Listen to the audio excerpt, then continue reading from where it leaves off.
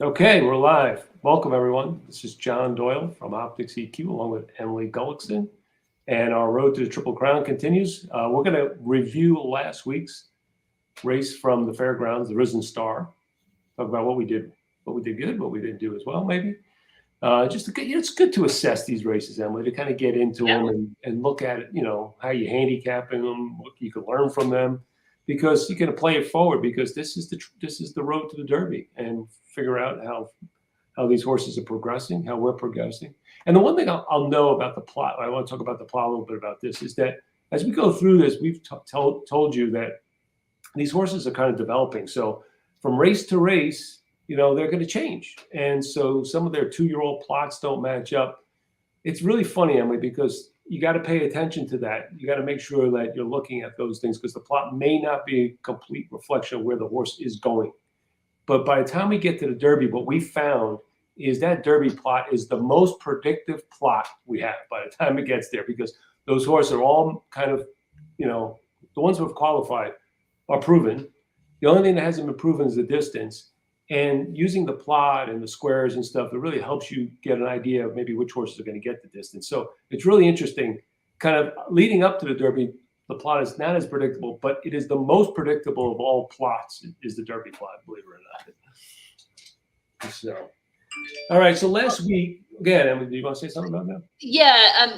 I'm a little bit thinking ahead, but I can see a plot where that, what is it called? Arabian Night. Yeah. A horse that's coming out of the Southwest, right? That Yes. Baffert runner. Yep. Looks like so many of those other Baffert runners that just has like a quad 1 square, and then it's like everybody else. Right. I feel like if the Derby plot was up today, that's what it would look like. It would be like that horse dominant, everybody else.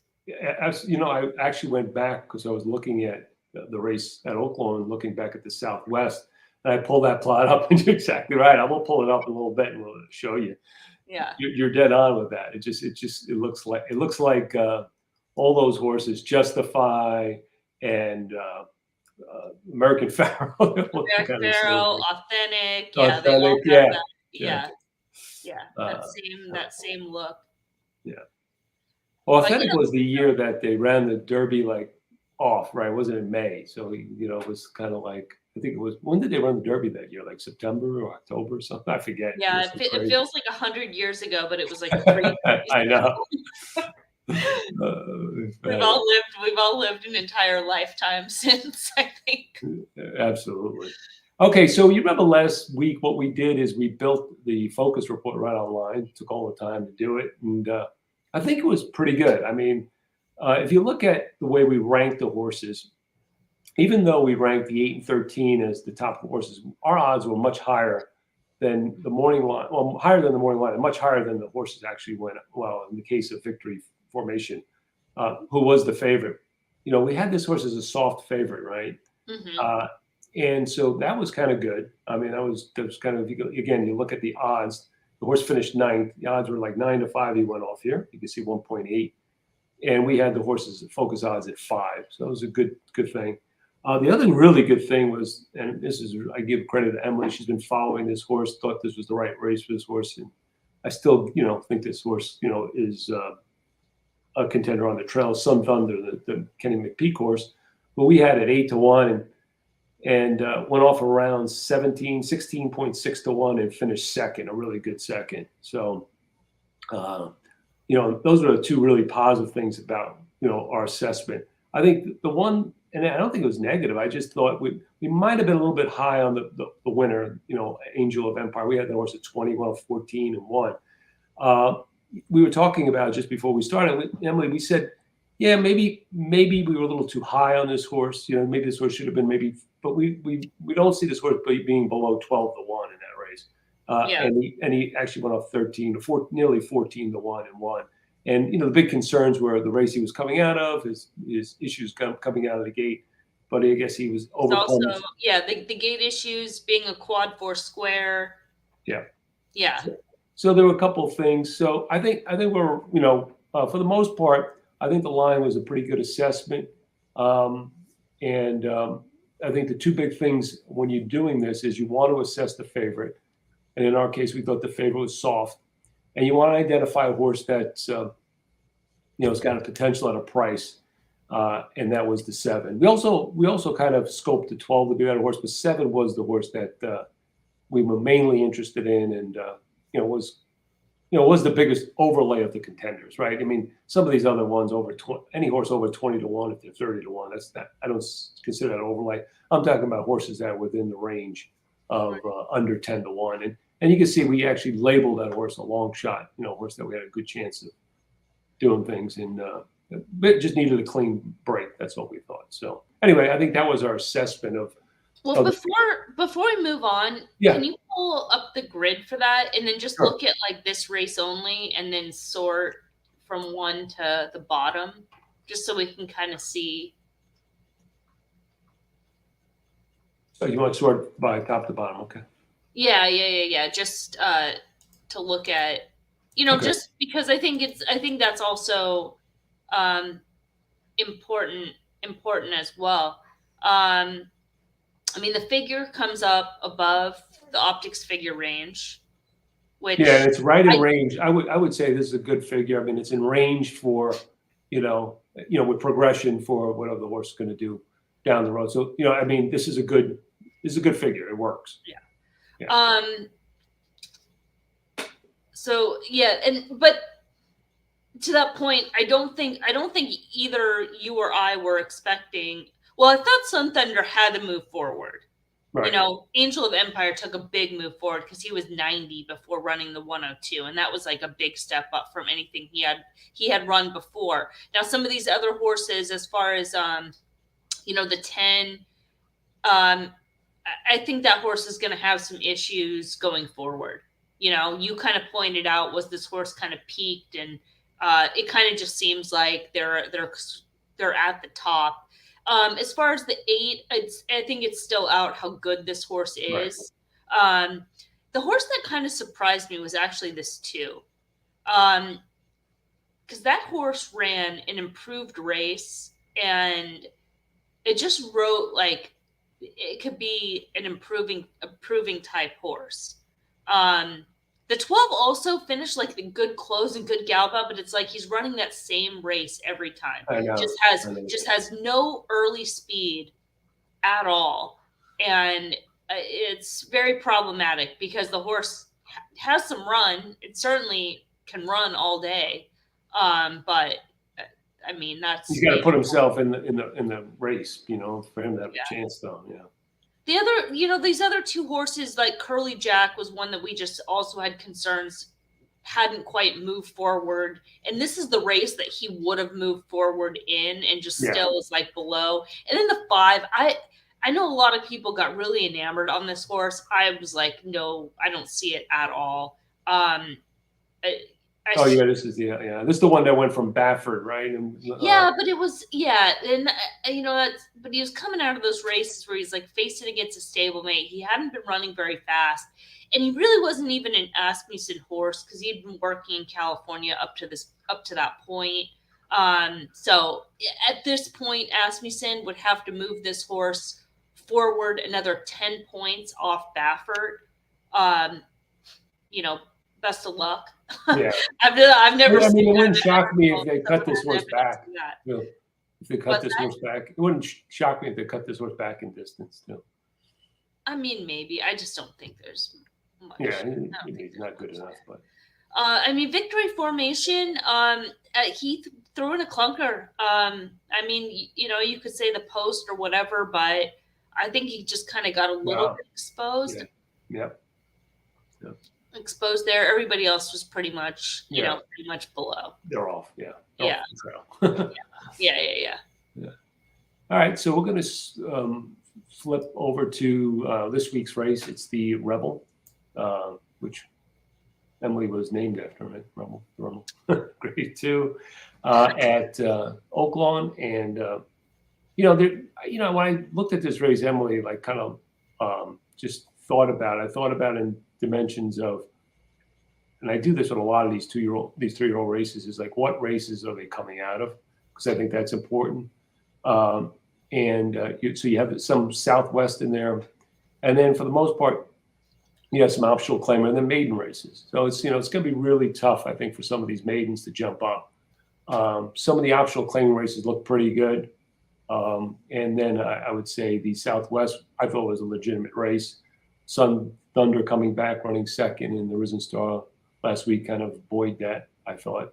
Mm-hmm. So, yeah, so I thought, that's, I kind of thought of it in those terms. I just have a difficult time seeing a lot of those maiden horses coming up and doing anything, but that was kind of the way I kind of initially broke it down and looked at it.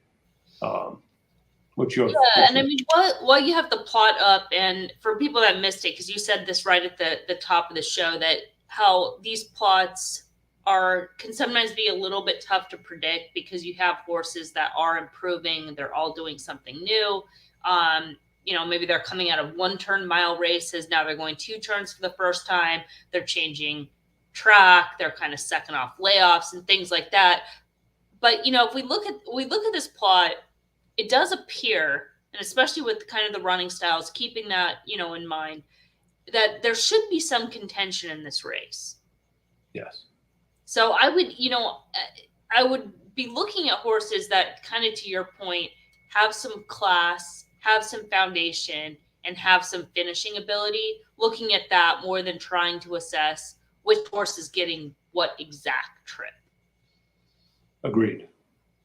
And we haven't talked about this race, but I think we're going to probably land on the same horse, but maybe not. I'm just thinking. I'm just guessing. I think we are, but I think we also have some other. Yeah, absolutely. Yeah. Okay, so why don't we get right into it? What do you think? Horse by horse, we kind of go through. Yeah, let's do horse by horse, because we don't have 14. I think these are all pretty quickly. Okay, yeah. So what do you think? I mean, verifying when I kind of look at this race, he's second off a left, he just ran big in that. I mean, number wise, right? Got a perfect trip, but still a big number. And I think this race came back relatively strong for the level, And so I just think this horse is a contender. Just based on that, I mean, I don't see a regression because he's got the foundation that he won big in his debut, what we projected to be a key race. Came back in his Champagne with ran a B-, even though kind of a weird day. It was a weather kind of related day. Speed figure came back low. Didn't do much in the juvenile, but he's got some foundation for class. So I don't see a real bounce on the 99. And another move forward, obviously, could just make him tough. So there's some things to like, dislike, but he's got to be a contender. Yeah, and I think we are going to pick holes because he is listed as 2-1 in the morning line. So and this will come into. We're not going to do a focus live, but this will be reflected in the focus. What I'm about to say is, Trip is going to be a different story because he is drawn on the rail. This is a first time, for him to be on the rail. Now, he has been inside in his first 2 starts, but that's kind of a different monster when it's, when it's 1 turn. Let's see, it was like a 6-horse field in the Champagne, and then a 7-horse field. And it's like, I don't know, I'm just counting numbers, not how much quality, which is a different monster. And so, to what I was saying earlier, not necessarily trying to project a trip, but you kind of think about where's this horse going to be? How are they going to ride him? He's going to have to kind of be behind horses. In the Champagne, he sat in the pocket. So maybe they're going to have to try to work that trip. Yeah, I would think so. Yeah. But I would say that is something to consider, just in terms of he is going to be doing something slightly new in terms of a trip today, with Drew taking over, which not my favorite by any means. Not my favorite, but not from Garcia and Drew. It's not a downgrade though, in my opinion. I mean, when you're the best and perfect, it's hard to mess it up. But I hear you. That's because there are horses in here that do want to be forwardly placed. I mean, we go just to number 2 if you're ready to kind of move on. A horse that I think is going to be forwardly placed. They're stretching out absolutely. just for the second time. We'll move on to some of these other Asmussen runners, but it seems like this one is in this race for pace for maybe one of the other horses in here, if not both the other ones in here. This isn't a horse that I see as a contender, but I see this horse as being in this race for a particular reason to keep this pace on. I agree. Yeah, and it's going to have an impact, but he's not going to win. Right. Yeah. But yeah, I mean, it makes things tougher for the one, and again, some of these others. I think the 3 fits kind of the role. I mean, this is the horse that I kind of liked on the day against Arabian. Is it Lion? Arabian Lion or Arabian Knight? Arabian Knight. Arabian Knight. Arabian Lion is also that's the other. He's a dud. He's a dud. That day, I thought this horse could kind of finish the exacted. He did at a nice price, actually. It was surprising. Basically, I liked him off the Jockey Club Gold Cup race, the Kentucky KY race. Yeah. And it just kind of looked like an improving type. And I liked the way he ran, because that winner is good. I mean, if I were to, just to your point, I just got to bring this plot up just to prove your point about how he looked. This is how Arabian Knight looked, that big square, and that's what Emily was talking about.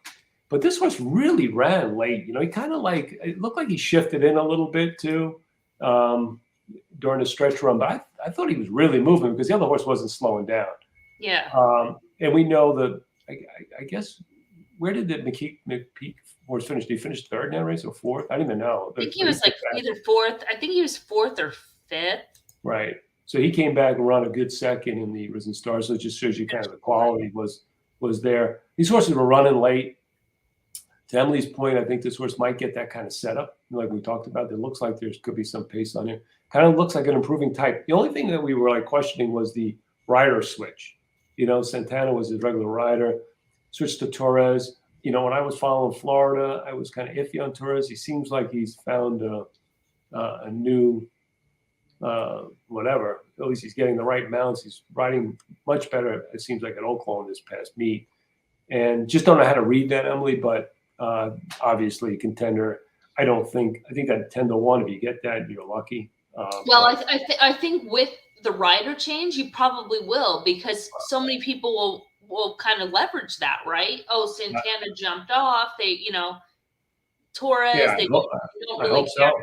So I think it will keep the price honest enough, especially in this race where there's going to be horses like Verified that are going to be short prices. I think that I wouldn't be surprised if that morning line sticks, and I don't think it'd be shorter than 6. Yeah, well, that's great for me. I mean, because I would be betting him then. So I mean, he's got some class too, right? He seems like he's got a good foundation. I think he's ready for a top effort. Arabian Knight's not in this race, so why not? Yeah. Okay, the 4. What do you think of the 4, Emily? Gun Pilot. So this is the horse that Santana sticks with, and my theory, and obviously we don't know what goes on behind the scenes, is just Santana's been aboard this horse every single start, and even if you look at Red Route Road or 1, even though he was on him for that 2nd place finish, he had been aboard 2 other times in the past. He hasn't won on the horse, so I think that's kind of the reason why they stick with the 4. Is it not necessarily that they're saying, oh, this is the better horse, which I think is a conclusion that a lot of people will jump to. I think it's just more familiarity with a horse that he's, won on a couple times. The big test with this horse is just he's got to improve and he's got to step up, because he's had the perfect trip breaking his maiden on debut. And then even though he was dominant in that allowance just 3 weeks ago, was a favorable ride, and I noted kind of a weaker field, and you can even see that in the Optics figure range. That race was really below. So it's a horse that could be an improving type that's run some figures that are competitive with others in this field, but still has to improve and is getting a big class test. Yeah, look, I just want to mention the optics figurines, what it is. I think it'd be helpful for people. So it's really like in the last, 106 months, kind of like the range of what these horses have been running in the field. Kind of like if you kind of average and do some algorithm stuff. And with a race like that, the par on that race is probably closer to 90 or 88 or something like that, probably closer to 90, the par. So it's different from the par. So the par tells you this is, this class of level of horses should run this. What this is telling you is that this field recently, within the last 6 months, has only been able to do this. Now, sometimes it could be because, there's not a lot of horses running, they haven't run. But it's really important to understand that too, right? Because that goes into us kind of assessing a field. Like if you got a lot of layoff horses, right, because they haven't run in the last 6 months, then that's also an indication that the race may not be as strong. So pay attention to that. That's a really, I think, a useful piece of information that to get from us only. I think I don't know if anyone else does that, but you can see all three races. Emily really hasn't faced, at least the fields that he's been facing haven't been all that strong. So yeah, he's been running decent figures, but he's got to step up now. And to your point, he's got to get a little bit better. So it's going to be tough. And he's part of that pace dynamic we thought that might be a little bit difficult. Yeah. Okay. Giant Mischief. This is the other Cox horse, right? Am I correct saying that? Yes. Okay. So, I looked at this horse. That race, that Keeneland race, I don't think was, I think that was a little inflated, that figure. He ran big. And then I guess he ran, I think you probably put this note in here from Remington, I assume. So I kind of defer to you on that. But again, Remington is a little bit tier below this kind of thing. It was interesting. I guess, I don't know. They ran him in that race. I guess he started his career in Indiana. So he ran a 74, which is not a big number, for a kind of aspiring Triple Crown horse, so it doesn't look like the typical Cox horse with a lot of money, starts in Keeneland, and it's just kind of started in Indiana. Maybe he was a little, I don't know, less of the crop, of his typical group, that he put in start in Indiana. I don't know. That's never like an encouraging sign when it's a horse from these big connections that are debuting like in September at Indiana, because it's like Saratoga's already run, so they couldn't like get ready for that. It's like, and they had the opportunities if the horse was like good enough. There were the other meets. Now they could also have chose Indiana because you can run on Lasix as a 2-year-old. So that might have gone into some of the decision, but regardless, I think that intent does have to come into play. And as far as the Remington race, it was a weird trip because the horse did break slow. You can kind of see the keywords. They're not common. Not a common combination of keywords, that's for sure. Breaking slow, and then he did make this big wide burst. And burst is not a keyword I use that often. It's pretty specific. It's like a move that's faster. Right. It's literally a burst. But I kind of faulted Drew a little bit because he did kind of slow some momentum, and maybe that was key, kind of taking, that after that horse making that big burst was kind of like, oh, let me save something for late, and it's like, that doesn't work out. So yeah, it's just another horse that's gonna be class tested, probably gonna be a short price as well, because he's finishing position wise and the connections, and he looks fine on the plot as well. Yeah, I don't know how to read him. That second race I think is kind of stands out, a little bit of an outlier right now, and I'm not sure if that number is just kind of inflated. Because if you take that number away, or you say the number wasn't right, the other two figures are really low. Well, yeah, I was gonna say, I'm looking at it right now. The horse that finished 5th, Protege, he came back and ran in that race with one of these. No, maybe not. I thought he ran in that week race at 204. I'm pulling up the. Yeah, just to kind of see, because it doesn't look like many horses came back from that and like ran. Well, you had. Let me see. Let me just get rid of. Because so you had 18 horses come back. Not one of them won. Yeah, and like that Arabian Lion horse finished second. He got a 99. He hasn't done anything since. Um, who won? No one. Oh, he won Giant Mischief. Yeah, so uh yeah, it's not a strong Yeah. race. So you take that race and say, well, it's not really that. Instead, maybe the B plus is a little bit, whatever, too Yeah, high. And he yeah, kind of really looks kind of slow. And to your point, I mean, he's 5-2 in the morning line. So yeah. I don't think a lot of value here. I would be probably playing against this horse. If he's anywhere near that 5-2 range, definitely going to be shorting him there. Okay, so the 6 is Reincarnate, and we did the sham, right?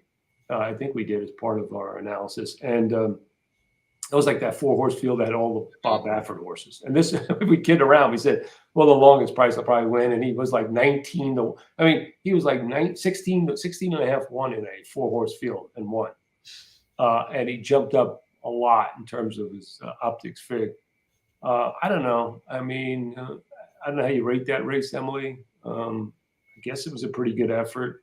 Again, he's another horse that's coming out of the Baffert barn, I guess, getting ready for the Derby and going to Yachtine. I don't like that switch either. What you're thinking? Well, I mean, this is what we talked about going in. It was just it was so hard to tell because the barn having those other horses, and he just basically had his stablemates to beat in that race. Now Newgate did come back to win. I think Newgate ended up finishing second, and I thought actually Newgate ran better than Reincarnate or just as well in that race. Yeah, I mean, to me, the jury's still out on how good that horse is, and he's just so hard to tell because that race was like a blanket finish, which is kind of a negative. The top 3 spots were all Baffert runners. Before that, he had Flow. Before that, he was plotty. He Yeah, and started. still what's jumping out is how many Derby hopefuls did Bob Baffert have that he started the first 2 races on the turn? Well, I've noticed him doing some different stuff like that, and it could be. I mean, if anything, it's starting them later is kind of a little bit different, Like this guy he debuted on closing day of the Delmar meet. Right. No, I mean, he does. He's always kind of started horses. I mean, Justify. I mean, some of them started as 3-year-olds recently, right? He's been doing that a lot. Yeah, I suppose that's true. Yeah. Yeah. But So, yeah, excluding that last race, he's slow. He's too slow. Yeah. And then can we go to the plot again? Yeah, because it's going to be another one of those pace dynamic guys, right? Yeah. I mean, he's going to be involved early.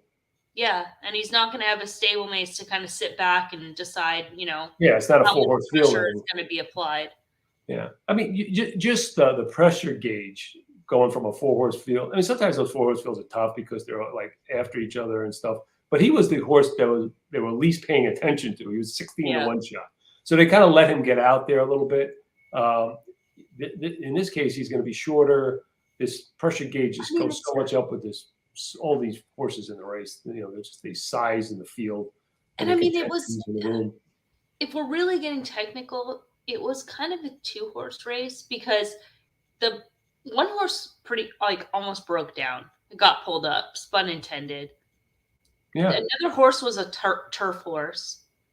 And then Newgate and I mean, it was, it's not even quite that field. Okay, confidence game. I'm gonna make a case for this horse. Yeah, why not? Go ahead. I think this is a horse that has some ability, and it goes back. The debut was a better than looked effort. He wins second out. They go right into graded stakes company. He's wide around 2 turns. Then he just, they bring him right back in 3 weeks at Keeneland. They were going to run in the Breeders' Futurity. So it's like there's some intent that there's something with this horse. That win on November 26th. Now I know it was on the front end, but it was pretty game. That was a very, very game effort to his name. And then he's coming out of a comp where he was wide against the flow in his first start back off the layup. And my kind of concern with him going into the Lecompton, it still is for this race, but I think there's going to be price compensation to find out, is his two better races up to that point have been when he's on or near the lead. Now, on or near the lead could be pretty tough in this field, but maybe he doesn't need that trip. I don't know. It could also be one of those scenarios, too, where we've seen this many times before, where the race looks like it has a lot of speed on paper, and then they all try to, I want to sit second. Right. And then somebody goes out there. And I mean, James Graham has been aboard this horse right from the start. He comes in to ride. It just seems like there's some intent behind him, and he's going to be a big enough of a price to mess around with. And I agree with you. I got no argument. Even for underneath, if the horse isn't good enough, I think there's enough foundation there. Did you look at this race that how it came back? Because I'm curious, because that's a big number. That's back in November. That number. Yeah. So I mean, like you said, maybe he needed the race last time. I'm in second off the layoff now. Well, Hit Show came out of that race. Look. The Withers Hit Show, right? Hit Show, Holy Bull winner, Rocket Cat. Not bad. No. That makes me feel more confident in confidence games. And I like the Sormo with these young developing horses. I think he's a very good trainer. I think he's under the radar good with younger horses. I can't think of that horse that won the Breeders' Cup that year. Red something, right? The year that American Pharaoh got knocked out. Texas Red. But then he also had Exaggerator who ran. Yeah, Exaggerator, right? No, he's sneaky good with these. This is what I was talking about. This is one of the maiden breakers. Mm-hmm.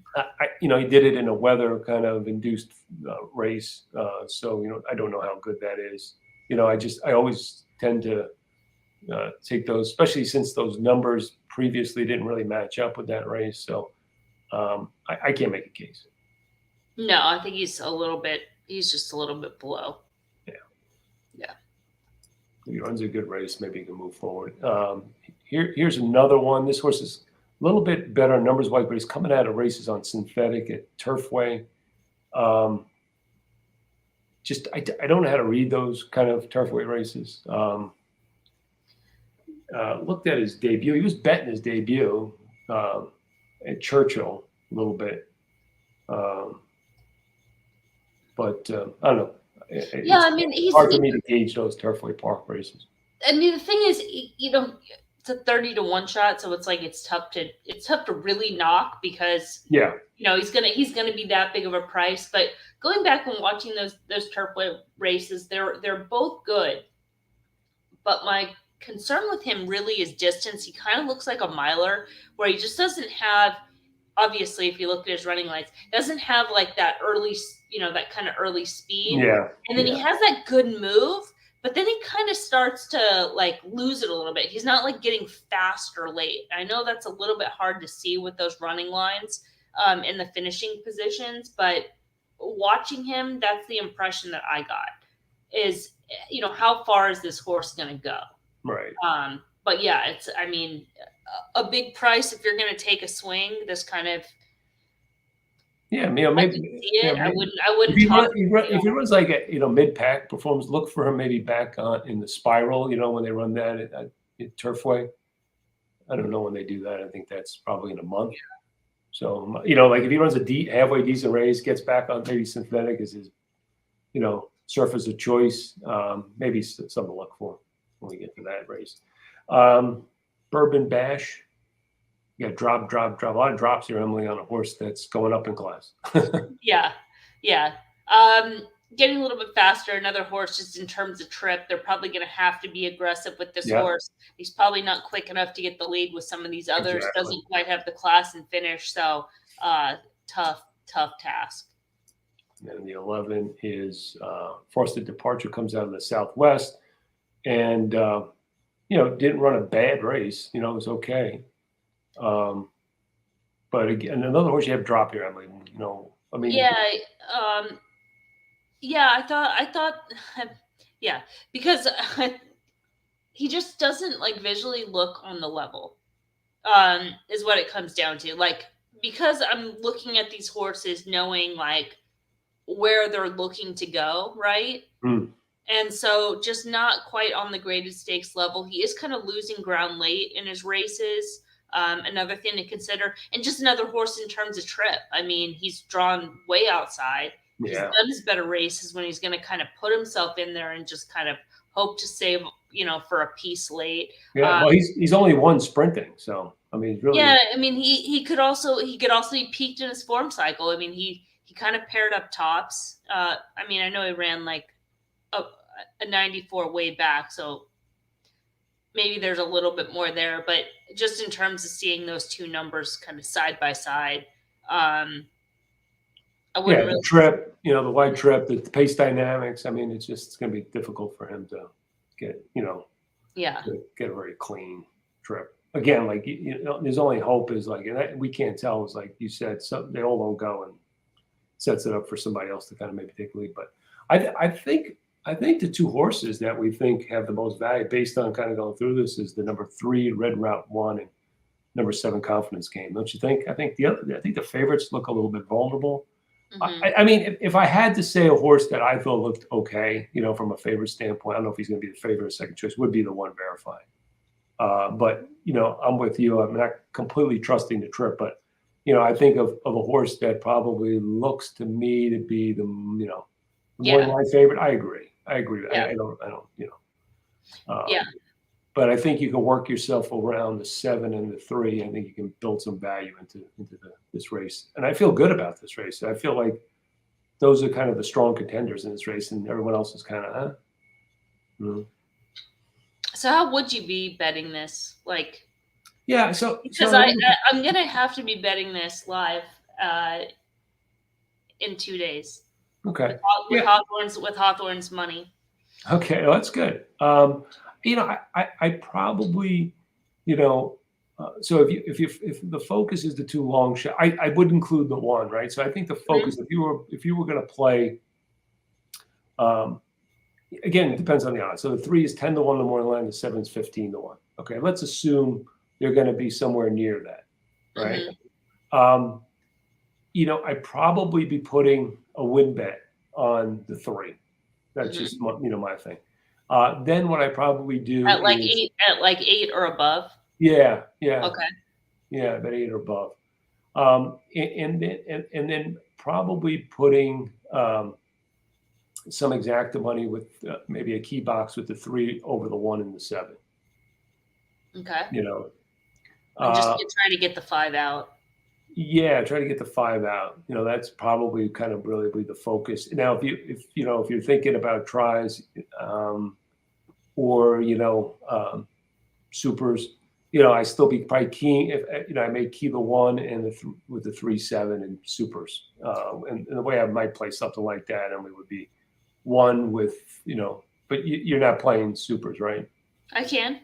Oh, so like a 1 with like 3, 7, 3, 7, and then all, and then like just keep moving the all to the different slots. You understand what I'm saying? So it'd be 1, 3, 7, all, 3, 7, 1, all, 3, 7, 3, 7, all, 3, 7, all 1 with 3, 7, 3, 7. Maybe something like that for.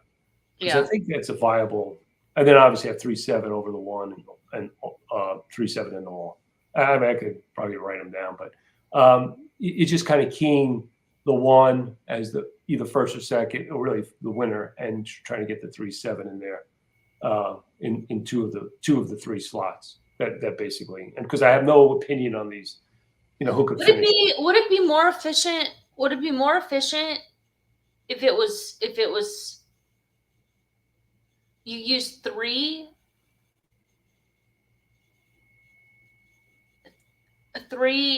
as that key versus the all? No. So what not as the all, not as the all. Sorry, as the one, the 3-7.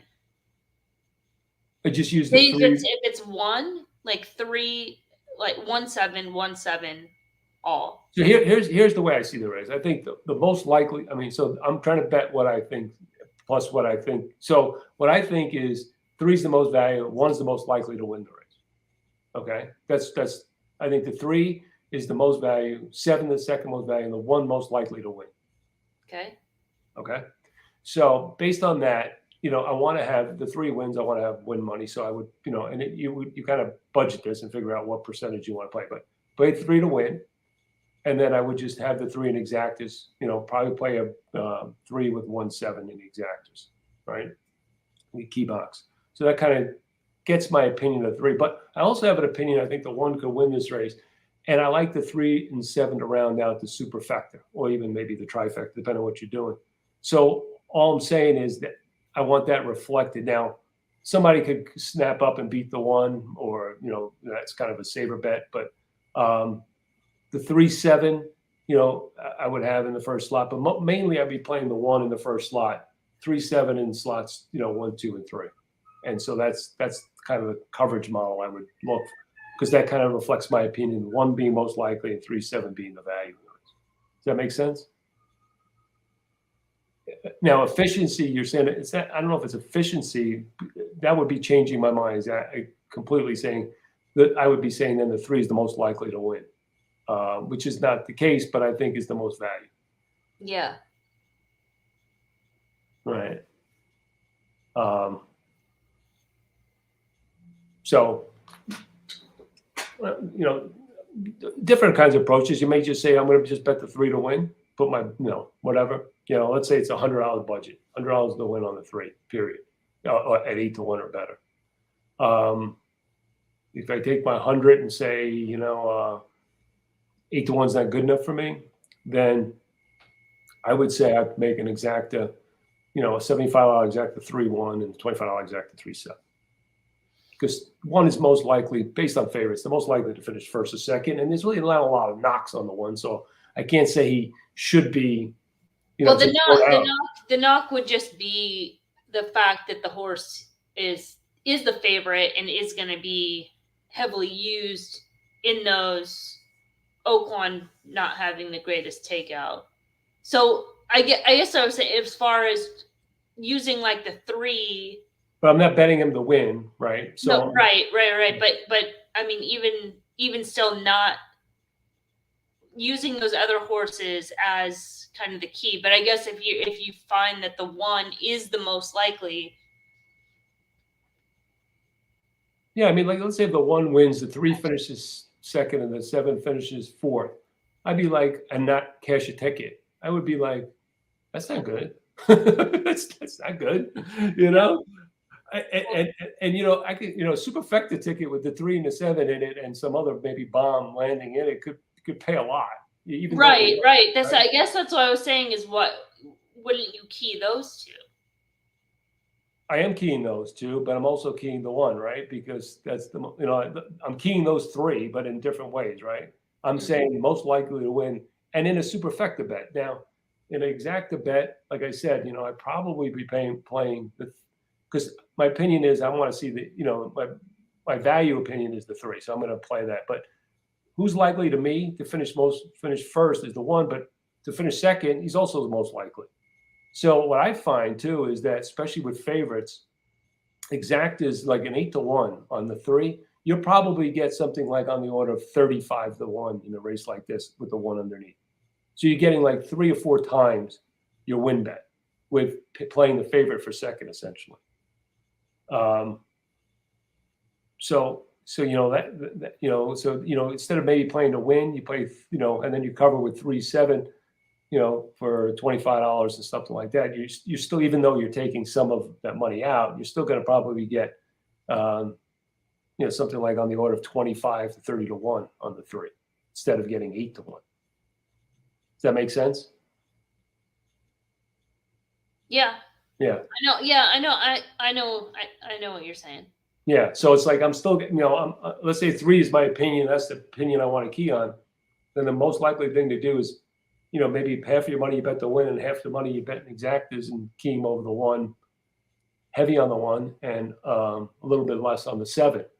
Well, I guess the reason why I'm understanding a little bit more is just going through this race, and there's so many horses in here that are just so blah. Yeah. That there's like a lot of horses that pretty much require absolute chaos in order to win or get in those spots, because somebody has to finish there. A lot of comments coming in right now. That's good.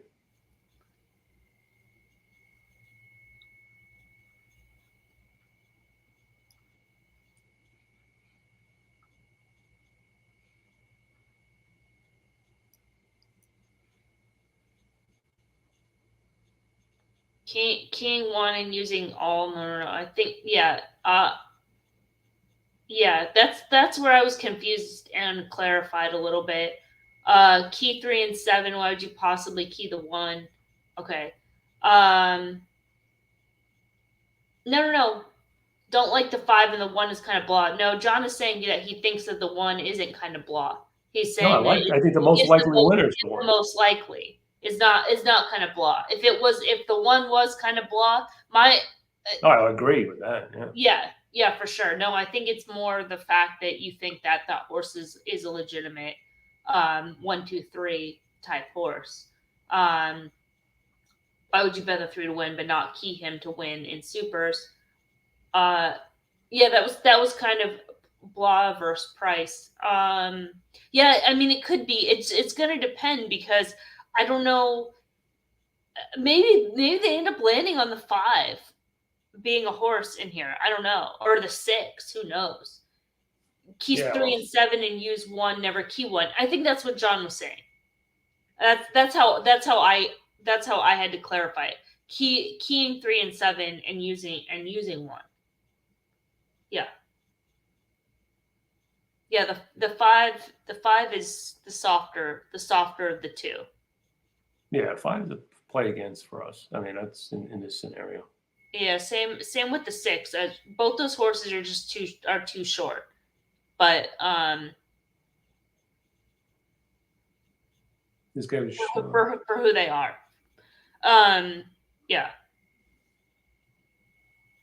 I mean, like I would say that. What would be your fair value odds on the 1, Emily, in this race? You're probably not as strong on the 1 as I am. Well, just because of the trip, really. Because I don't disagree in this field, as this horse probably fits the best. What would be like my fair odds for this horse to win? Maybe like 3, 5 to 2, 3. I'm going to say 3. Yeah. I'd be about 5 to 2. I would say 3, something like that. 5 to 2 probably for me. But those are numbers that this horse will not beat.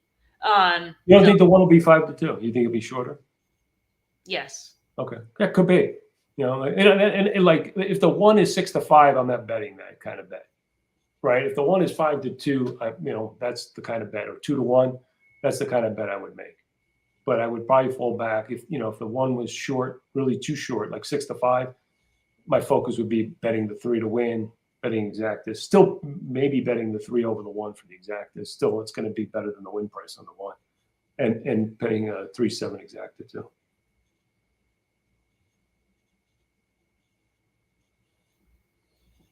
Yeah, I'm thinking that the 1. I'm just trying to think like how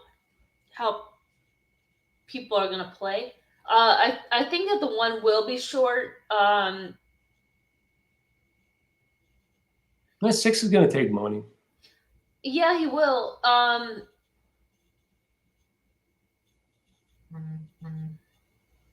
Yeah. 6 is going to take money. 5 is going to take some money. I'd be surprised if but then there's kind of nobody else really. Oh, the 4 maybe a little bit. The 4 will probably take money because of the rider change alone. I'm not rider change, but the rider decision, not change. Sorry. And I think the one could work out pretty good if he can get that pocket trip or like just fourth right inside, and get the first run. Because it's yeah, exactly. But he, to my point earlier, it's still him kind of doing something new because he hasn't had to do that really in like a big full field. Yeah, only in the Champagne he had that pocket. Yeah, and that was a 6-horse field. And it was a slow race. Yeah, where they went, yeah. So yeah, that was just it. Is like he could get that trip, but I don't know how he's going to end up like reacting to that trip. Especially with Giroux, yeah, exactly. I didn't want to say it.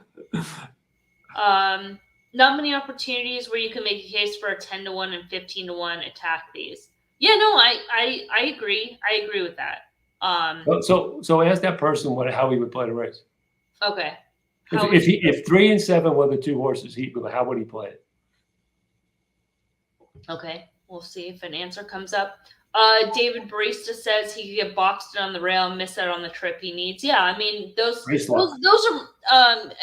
far as the one. I mean that was pretty much kind of like my concern was just it's kind of a horse that's doing something just a little bit new. Now it could work out absolutely beautiful. Could work out perfect, right? Yeah. With those other horses that show speed and he's able to just kind of, save ground and get first run. The other thing is horses with acceleration don't get blocked, as much. Horses that are plotty get blocked, but horses who have like a turn of foot can get in and out of things a lot more easily. And I know, but but that is the other unknown for this horse. Let's just say because those races that he has been able to kind of show that kick has been up close to soft early paces, slow early paces. He had a very slow at Saratoga, and then it was a slow, perfect last out. Yeah, slower early pace? Oh, you mean the pace? In those wins. Wins, yeah. The answer came back, would Keith 3-7 and try supers with one of them must be first or second. So is that basically saying 3-7 all? Keith 3-7 and try supers with one of them must be first or second. Oh, so 3-7, 3-7 all? Is that the play?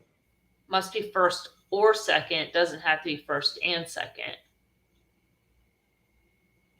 So yeah, it's either key with all or key with whatever horses you want to use at that point and toss, I guess. But those would be the keys, or those 2 price horses. No alls unless you like all. Yeah. Mm-hmm.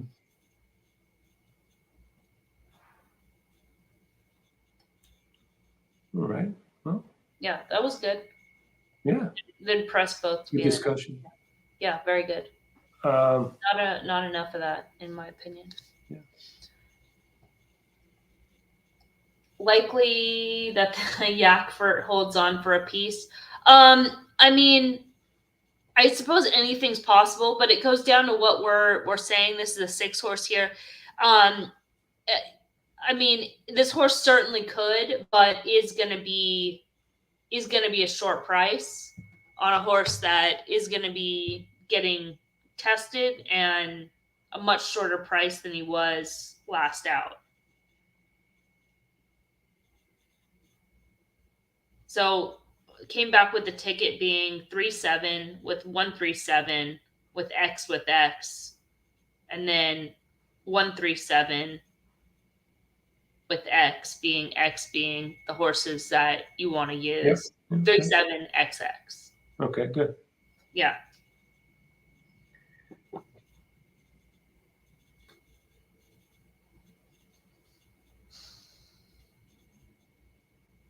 Right. So, anything else we have to cover? Anything else happening on the weekend? Right. What? That's the only race this week. Yeah. Right? So next week is like a big week, right? What's next week? Isn't the Florida Derby? No, not the Florida Derby. Right? Fountain of Youth, right? Oh yeah. So it's the Fountain of Youth and the John Battaglia and the Gotham and the San Felipe. Oh, lots of fun next week. The Fountain of Youth. That should be pretty good.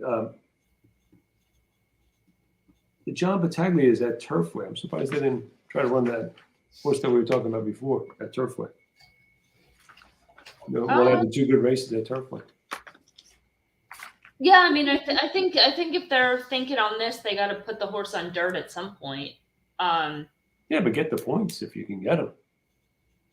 Ship the horse, why ship them all? Unless. Well, I mean, it could also be timing. I mean, the horse hasn't run since January 27th, so maybe they're, Not a week's not gonna kill them. Really, I mean, come on, you got to ship them across the country. They might have some other horses, because they did scratch that other horse out of the Fairgrounds race. They were scheduled to run 2 horses in the Lecomte and only ran one of them. And I think maybe the other one they're going to run in the Battaglia. That would be my guess. Yeah. Okay. Yeah, but that race is always hard. Yeah. Synthetic racing is kind of different. I found the Gulfstream synthetic racing to be different from some of the others. But it could just be the quality of horses that are running on it. And I think if we got back to like if all these tracks had and I think eventually they will have some of a synthetic version, I think you'll get more stability around synthetic racing, especially if good horses ran in synthetic. And in some ways it become more predictable. It would have like we've been talking about, Emily, right? Gulfstream really has some kind of a synthetic profile now. You got 2-turn routes. Usually front runner is tough. But short sprints, absolutely. 5 furlongs, great. 5.5, different story. But it's got a profile. It's got a profile to it. Yeah. So. Yeah. Well, and I mean, I think also too, there's there gets so much chatter about how to ride, like the Fairgrounds turf, right? Like you messaged me, you're like, the inside must be terrible because they're all sticking to the outside. I'm like, they've been riding like that all meet. We have no idea how good the inside or bad the inside is, because they've all been riding it like, the inside is lava. But but the horses there's horses that have won from that spot. So it's like the way these riders are adjusting kind of based on this type of information that they're being told. It's like, who knows? It could easily be impacting the synthetic races as well. Don't try to use your speed. Try to rate and pounce, and they take speed away from the speed horse. Because I thought that at Gulfstream, but I think that's past because they've been doing it for a while now, and I've been following it for a while, and I think they're past. But your point is well taken. And first of all, could we just do something at Fairgrounds? Could we put a synthetic course in and replace the turf course? Really, I mean, at this point.